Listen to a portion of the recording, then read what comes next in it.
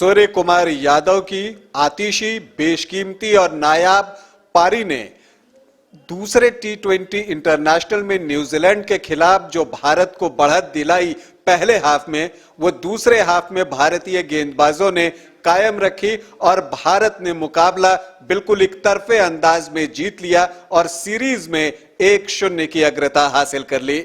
नमस्कार, आप देख रहे हैं न्यूज बाइस्कोप और मैं हूं राकेश रंजन।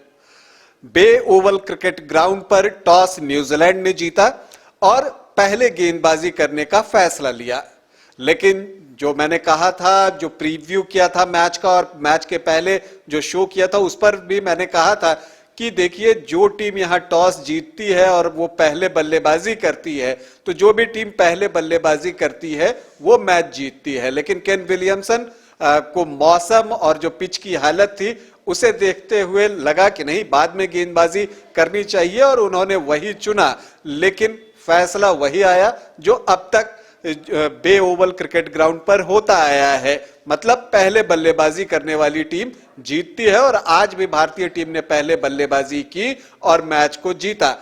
2020 में भी यही हुआ था, तब भी भारत ने पहले बल्लेबाजी की थी और मैच जीता था। तो अब बे ओवल क्रिकेट ग्राउंड में जो 8 मैच खेले गए हैं, 8 में जिस टीम ने पहले बल्लेबाजी की है उसने मुकाबला जीता है। खैर, लौटते हैं मैच पर और बात करते हैं। हालांकि देखिए, भारत की शुरुआत जो है वो थोड़ी सी सहमी हुई थी, थोड़ा संभल कर बल्लेबाज खेल रहे थे।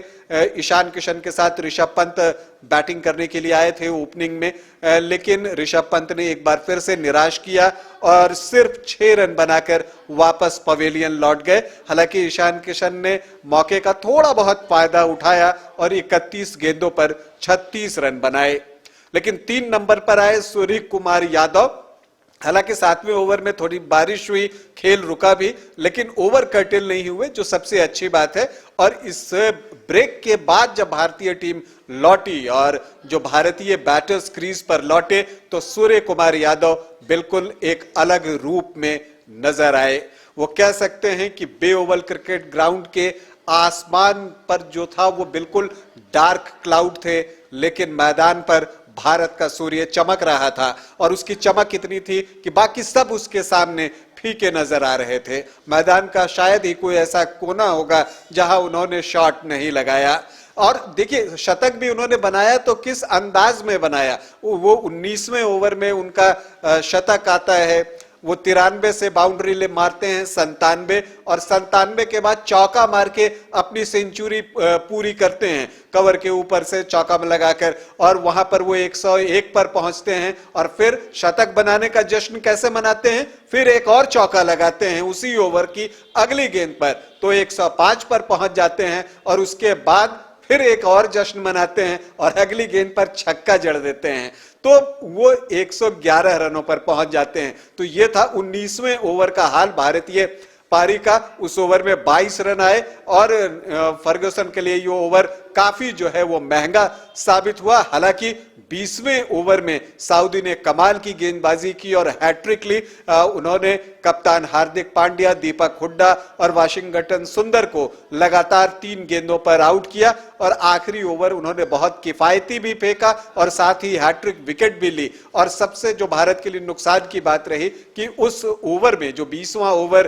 पारी का था, उसमें Surya Kumar Yadav non striker end पर ही रह गए, उन्हें एक भी गेंद खेलने का अवसर नहीं मिला। लेकिन भारतीय टीम ने निर्धारित 20 ओवर में 6 विकेट के नुकसान पर 191 रन बनाए।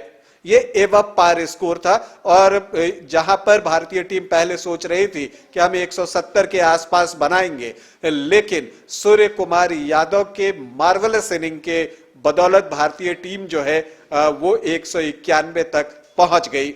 अगर आप सूर्य कुमार यादव की बैटिंग को डिस्क्राइब करना चाहें तो बड़ा ही मुश्किल है। जिस तरह की बैटिंग उन्होंने रविवार को की है, आप कह सकते हैं कि वो ब्रिलियंट था, एक्सेलेंट था, आउटस्टैंडिंग था, और भी जो भी शब्द आप जोड़ सकते हैं इसमें जोड़ सकते हैं। और जब एक बार इतना बड़ा लक्ष्य हो सामने ना, तो उसे चेज करना आसान नहीं होता और यही कुछ हुआ न्यूजीलैंड की टीम के साथ। पहले ही ओवर में भुवनेश्वर कुमार ने एलन को पवेलियन भेजा और टीम वहीं से बैकफुट पर आ गई और कॉनवे के आउट होने के बाद जो है लगातार अंतराल पे न्यूजीलैंड के विकेट गिरते रहे। हालांकि केन विलियमसन जो हैं, जो उनके कप्तान हैं, उन्होंने एक छोर संभाले रखा और अर्धशतक जड़ा। लेकिन जैसे ही विलियमसन आउट होते हैं, उन्हें सिराज ने आउट किया, उसके बाद जो न्यूजीलैंड की पारी है वो तुरंत ही 126 रनों पर सिमट जाती है। पूरे 20 ओवर भी न्यूजीलैंड की टीम नहीं खेल पाई। तो आप जो है इसी से अंदाजा लगा सकते हैं कि न्यूजीलैंड की टीम के ऊपर इतने बड़े स्कोर का जो है वो दबाव जो है वो कितना ज्यादा था। तो ये जो 64 रनों की बड़ी जीत भारत को मिली, वो इसी वजह से मिली क्योंकि सूर्य कुमार यादव की वो पारी नायाब थी। मैं इसलिए बार बार उसकी चर्चा कर रहा हूं क्योंकि आप अगर इसके अलावा, सूर्य कुमार यादव के अलावा बाकी बल्लेबाजों की स्ट्राइक रेट को देखेंगे, जो उन्होंने स्कोर किया, अगर उसकी बात करूं तो आपको जमीन और आसमान का फर्क दिखेगा। विलियमसन ने 61 रन बनाए तो 52 गेंदों का सामना किया। ईशान किशन ने 36 रन बनाए तो 31 गेंदों का सामना किया। और अगर आप हार्दिक पांड्या की बात करें तो उन्होंने रन बॉल 13 रन बनाए। श्रेयस अय्यर ने भी 13 बनाए तो उन्होंने 9 गेंदों का सामना किया। जबकि सूर्य कुमार यादव ने सिर्फ 51 गेंदों पर 111 रनों की नाबाद और नायाब पारी खेली। तो और इस दौरान उन्होंने 11 चौके और 7 छक्के लगाए। तो आप इसी से अंदाजा लगा सकते हैं कि बाकी बैटर्स जो हैं वो अलग पिच पर बल्लेबाजी कर रहे थे, ऐसा लग रहा था, और सूर्य कुमार यादव के लिए अलग पिच थी। खैर, ये बड़ी जीत है भारतीय टीम के लिए। हार्दिक को बधाई।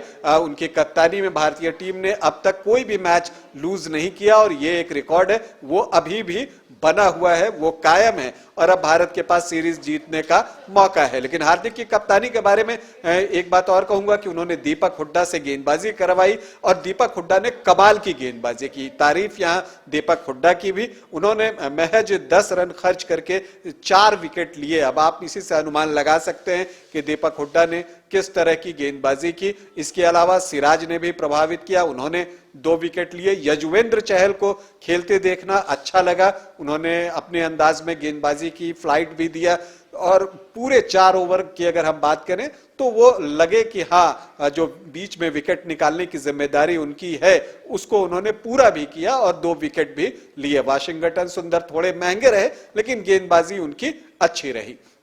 तो दीपक हुड्डा को बतौर ऑलराउंडर के जैसा ट्रीट करना यह हार्दिक पांड्या की कप्तानी का प्लस पॉइंट रहा। हालांकि हार्दिक ने रविवार को खुद गेंदबाजी नहीं की दूसरे T20 इंटरनेशनल में। लेकिन एक बात जो मेरी समझ में नहीं आई, जब आप कहते हैं कि आप एग्रेसिव क्रिकेट खेलेंगे, जैसा कि हार्दिक ने मैच के बाद कहा भी, तो अगर आप सूर्य कुमार यादव की पारी को निकाल दें तो बाकी बैटर्स का स्ट्राइक रेट उस तरह का नहीं है जैसी बात हार्दिक ने की कि बहुत एग्रेसिव होकर खेलेंगे। दूसरी बात जो हार्दिक की कप्तानी की एक और बात मुझे कहना है कि आपको साहसिक फैसले लेने होंगे। ये सही बात है कि जिस तरह का मौसम था, पिच जो है ढकी हुई थी, तो ऐसे में आपको जो है एक टेम्पटेशन होता है कि भुवनेश्वर कुमार स्विंग बॉलर हैं तो आप उनके साथ जाएं। लेकिन जब आप कहते हैं कि आप न्यू ब्लड चाहते हैं टीम में, यंग ब्लड चाहते हैं टीम में, एक नई टीम का फॉर्मेशन करना चाहते हैं 2024 को देखते हुए, तो ये बेहतर होता कि आप उमरान मलिक को मौका देते, हर्षल पटेल को मौका देते। भुवनेश्वर कुमार क्या 2 साल बाद टीम में रहेंगे नहीं रहेंगे ये नहीं पता।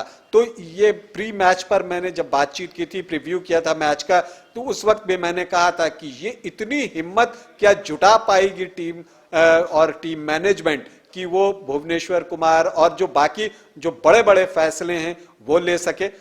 देखना है आगे क्या होता है। तीसरा मैच 22 तारीख को खेला जाना है और भारत चाहेगा कि उस मैच को जीतकर सीरीज पर कब्जा जमाए। दूसरी तरफ न्यूजीलैंड के लिए वो मैच में अगर वो गवाती है तो सीरीज लूज कर जाएगी, अगर किसी अन्य कारण से वो मैच नहीं होता है तो भी न्यूजीलैंड वो सीरीज लूज कर जाएगी। इसलिए उस न्यूजीलैंड के लिए जो तीसरा T20 इंटरनेशनल है वो मस्ट विन मैच होगा। तो 22 को भी मुकाबला जो है वो जोरदार होने की उम्मीद है। न्यूजीलैंड की टीम पलटवार करने की कोशिश जरूर करेगी, लेकिन फिलहाल जो संडे का दिन रहा वो सूर्य कुमार यादव का दिन था। रविवार था तो सूर्य कुमार यादव का दिन था। सूर्य कुमार यादव ने जिस तरह की पारी खेली उसकी जितनी तारीफ की जाए कम है, और ये उन्हीं की पारी थी जिसने भारत को मैच में इतना आगे कर दिया और मैच को जिता दिया। तो अभी के लिए इतना ही, इजाजत दें, नमस्कार।